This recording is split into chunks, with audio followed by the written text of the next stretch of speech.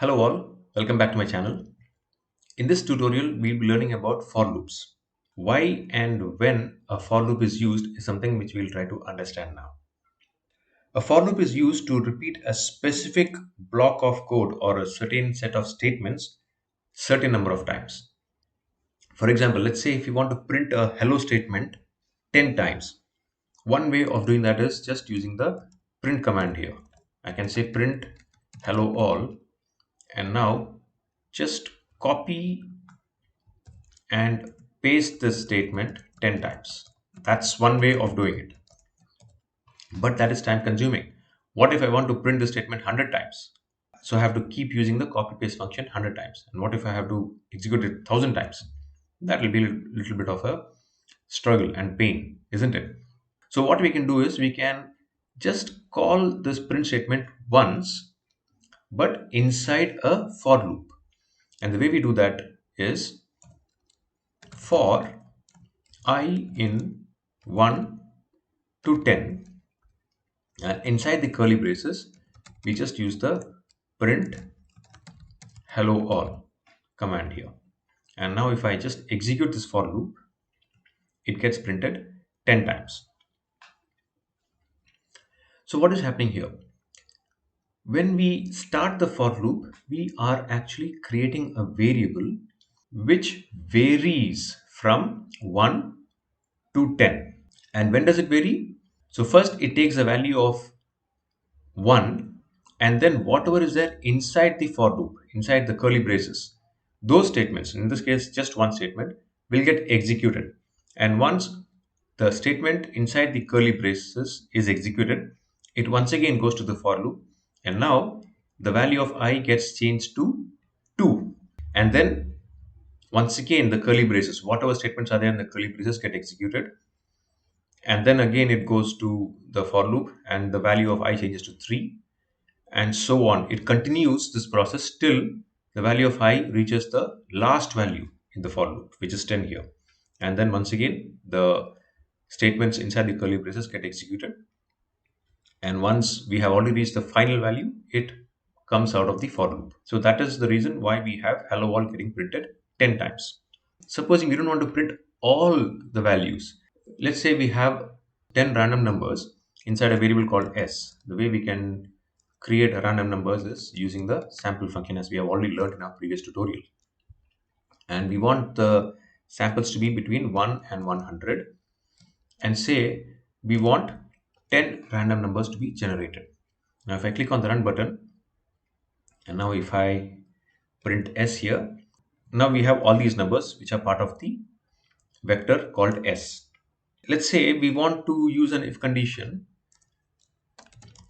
inside a for loop. So for I in s. So I want to read these numbers in the variable s one by one. So this is how we use it. So for I in s, the moment we say for I in s, I will take the value of 4 first, and then whatever we print inside this curly brace will get executed, and then again I then takes the value of 78, and then whatever is inside the curly braces will get executed again, and this process will continue till we reach I is equal to 22. So let's say if I just want to print I here, and now if I just execute this for loop, so all these numbers are getting printed 4, 78, 81, 4, 78, 81, all the way up to 22. Now if I don't want to print all of these statements, let's say I put an if statement or an if condition here. Let me have this for loop created again, for I in s. And now if I say if I equal to, when we are saying if a particular variable is equal to, we have to use double equal to, because the moment we just say 1 equal to, it means we are assigning some value to the variable I here. So in this case we have to use double equal to. And now if we say if I equal to say 39, and now inside the braces, and once we click the enter here again, we say if I is equal to 39, just break out of the for loop. If I is not equal to 39, which means else, and again use the curly braces, click on the enter button, and between these two curly braces we can continue printing the value of I, which is nothing but the random numbers in the vector s. So now if we execute this, so what we are expecting to see here is it will just print up to the numbers 62. Let me execute this for loop, and if I click on run, so here what we are seeing is, let me expand, or let me just print s once again. So here what we are seeing is it is printing one number after the other from the variable s: 4, 78, 81, 99, 87, 62. And the moment it saw the value as 39, it has decided to break out of the for loop. So now it will not continue to look at what is the next value in the variable I. It will just come out of the for loop and it will stop executing the for loop. So that is how a for loop can be used with an if condition inside. Alright, now let's try to understand how a for loop works in Python. Now in Python, for loop works very similar to the if statement or the if else condition that we learned in our previous tutorial. It works purely on indentation. So if I say for I in, now here as we saw in R, we were using the colons here. But here what we'll be doing is, if we want a particular statement to be printed say 10 times, we can use this function called range. And inside range, if we say 10, that particular for loop has to end with a colon. And now once we click on the enter button, here you see it is automatically indented. The auto setting is it has been indented 4 times. So if I just click on the backspace and click on the space bar, 1, 2, 3, 4. So the auto indentation in Python for Jupyter, as we see here, is 4. It need not be 4. It can be 1 as well, or can be 2, or could be any number.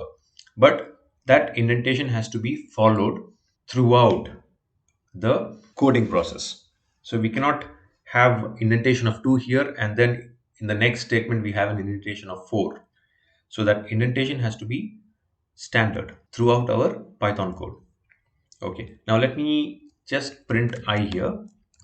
Now once we execute this, what will happen is the variable I, since the indexing in Python starts from 0, I will have the first value as 0, and then it will print 0, and then once again the for loop gets called and the value of I gets changed to 1. It gets incremented by 1, and then once again it will print I, which is now having the value of 1, so 1 will get printed, and then once again it will get executed. It takes the value of 2, and this continues till it reaches the value of 9, because the last value will not be used or executed. It will always be the last but one. So the values that will get printed in this for loop in Python is from 0 to 9. So if I click on Shift plus Enter, it gets printed from 0 to 9. So this is how a for loop works. The only difference being because of the indexing. Indexing or the count in Python starts from 0, whereas the count in R starts from 1.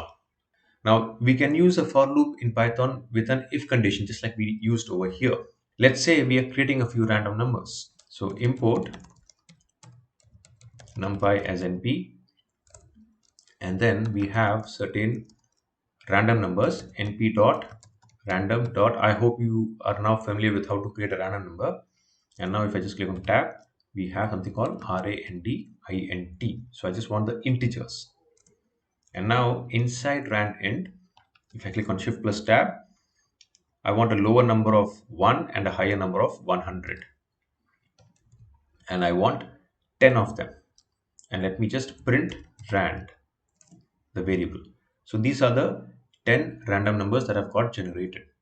Now, if I want to create a for loop with an if statement saying that if the value is equal to 94, then just come out of the for loop. So what I can do here is I can do something like for I in rand, and then the colon. The for loop always has to end with a colon, just like the if else condition or the if statement. And then once you click on the enter button, it is already indented here. And now here, if I just print I, it will print all the numbers from 16 to 38, right? But if I just want certain things to be printed based on my if condition, which is what I'm going to write now, if I equal to say 79, and now once again, even the if statement has to be followed by a colon. And now once I click on the enter button again, you see that it is again indented now from this if statement. So only if it is indented, it will be considered as an if statement. If I have the tab here, then it will be considered as part of the for loop, and there's nothing at all for the if condition. So let me continue with this indentation here. If I equal to 79, I would say break, and else I would say just print I. Now here if you see, the print and the break are not properly indented. So it looks like break is slightly off mark or print is slightly off mark. So let me just click on one space bar here, and now if you see, the colors are the same. So it means now we have done the proper indentation. So now once we execute this for loop, we'll see that all these numbers get printed up to 94. And the moment the value of I reaches 79, it just breaks out of the for loop. So nothing else after 79 gets called or printed. So let me execute this for loop now. So as we see here, we have numbers from 16, 62 all the way up to 94. So this is how a for loop works along with the if condition. I hope you found this tutorial useful. Please do subscribe to my channel if you have not yet subscribed. If you have any doubts, suggestions, feedbacks, or questions, please do post them in the comment section. See you in the next tutorial. Thank you very much.